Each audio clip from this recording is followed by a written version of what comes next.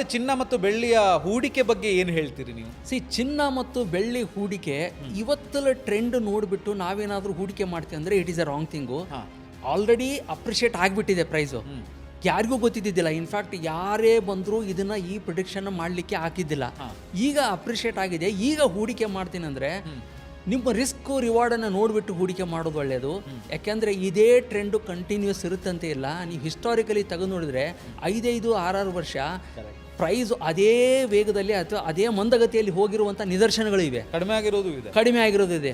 For example ನಾನು ಏನು ಮಾಡಿದ್ರು ಅಂದರೆ ಈಗ 2022-23 ಕಾಲದಲ್ಲಿ ಸಡನ್ನಾಗಿ ಗೋಲ್ಡ್ ಪ್ರೈಸು ಅಂದರೆ ಚಿನ್ನದ ಬೆಲೆ 47,000 ಆಯಿತು. 47,000 ಆದಾಗ ಒಬ್ಬರು ನನಗೆ ಒಂದು ವಾಟ್ಸಪ್ ಮೆಸೇಜ್ ಕಳಿಸಿದರು. ಏನಂದ್ರು ಅಂದರೆ 1925ದಲ್ಲಿ 10 ಗ್ರಾಮ್ ಚಿನ್ನದ ಬೆಲೆ 18 ರೂಪಾಯಿ ಇತ್ತು, ಈಗ 47,000 ಆಗಿದೆ. ಎಂಥ ಒಳ್ಳೆ ಜರ್ನಿ ಅಂತ. ನಾನು ಅವಾಗ ಏನು ಮಾಡಿದೆ, ಈಗ 1925ಇಂದ 2020 ಅಂದರೆ ಅಪ್ರಾಕ್ಸಿಮೇಟ್ಲಿ 95 ಇಯರ್ಸ್ ಆಯಿತು.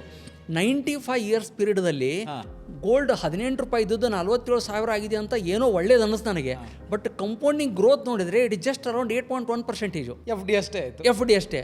ಅದು ಬಿಟ್ಬಿಟ್ಟು ಈಗ 1925ದಲ್ಲಿ ಹೂಡಿಕೆ ಮಾಡಿ 2020ರಲ್ಲಿ ದುಡ್ಡು ತಗೊಳ್ಳೋರು ರೇರೆಸ್ಟ್ ಆಫ್ ರೇರು. ಸೊ ಅದಕ್ಕೆ ನಾನೇನು ಮಾಡಿದ್ದೆ ಅಂದರೆ ಈ 95 ವರ್ಷ ಪೀರಿಯಡ್ದಲ್ಲಿ 5 ವರ್ಷ 10 ವರ್ಷ 15 ವರ್ಷ ಹೂಡಿಕೆ ಮಾಡಿ ತಗೊಂಡರಿದ್ರೆ ಅವ್ರಿಗೆ ರಿಟರ್ನ್ಸ್ ಏನು ಬಂದಿರ್ಬೋದು ಅಂತ ನೋಡಿದಾಗ ಮೆಜಾರಿಟಿ ಆಫ್ ದ ಟೈಮ್ಸ್ ಏನು ಅನ್ನಿಸ್ತು ಅಂದರೆ ಹೊಲ್ಯಾಟಿಲಿಟಿ ಅಥವಾ ದರ ಹೆಚ್ಚಿಗೆ ಆಗೋದು ಕಮ್ಮಿ ಆಗೋದು ಲೈಕ್ ಅ ಸ್ಟಾಕ್ ಮಾರ್ಕೆಟ್ ಥರ ಇದೆ. But returns majority of the times equal to bank F D ಅಥವಾ ಬ್ಯಾಂಕ್ ಎಫ್ ಡಿಗಿಂತ ಕಮ್ಮಿ ಇದೆ. ಬಟ್ ನಾವು ನಂಬೋದಿಲ್ಲ, ಬಟ್ ಇದು ರಿಯಾಲಿಟಿ. ಬಾಸ್ ವಾಲಾ, ಬಿ ದ ಬಾಸ್.